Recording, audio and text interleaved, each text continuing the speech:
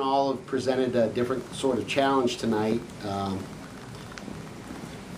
They have a different rhythm type of serving team, and we had, I think we kind of got a little stubborn and said, well, we're not going to change what we do just because you're doing what you do. And they took advantage of it. You know, 7 aces against us on balls that probably were very intelligently placed versus just going up and ripping.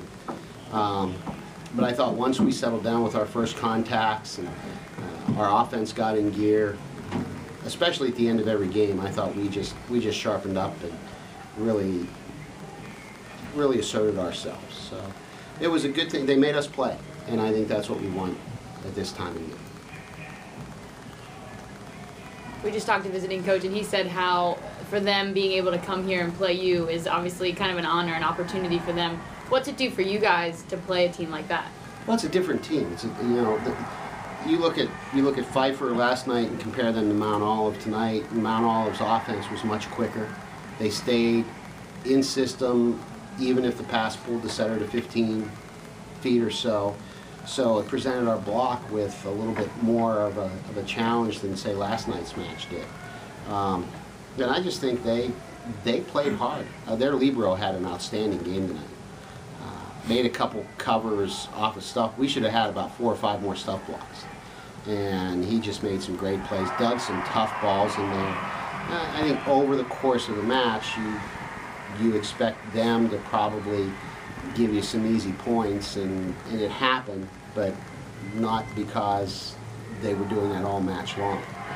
That's going to be a good team. If David keeps moving them in the right direction, if they get the support that they deserve from their institution, it's going to be nice to have somebody that far south. And, you know, spring break, when it's March and blustery up here, we can go down to North Carolina and just kind of hang out there and play some good volleyball.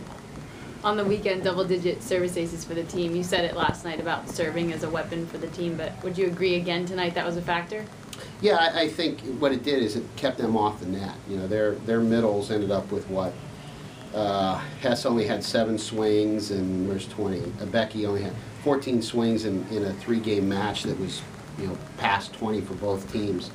Really limited what they could do. And like I said, over the course of the match, it just wears down. And we were able to stuff some balls and force them into some hitting situations that we can take advantage of. I'll ask this question to you first, Coach, and then I'll go to you 3 guys.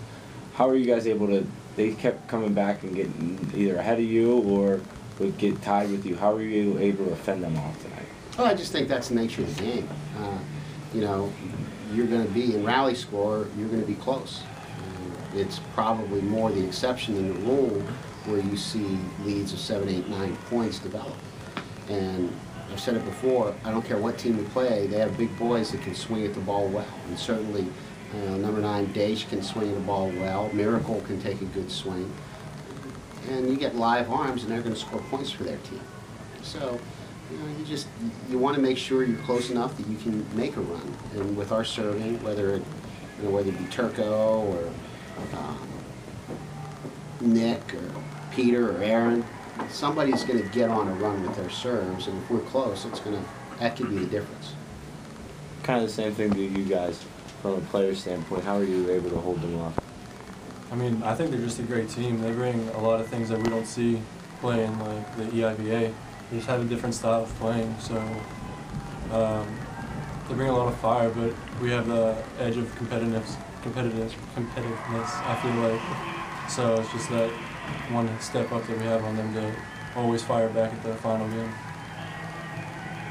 I thought they played really well. They served the ball really well and got us in trouble, but I think we ultimately were able to score points in transition, and that's what we've been working on in practice, and I think it really showed.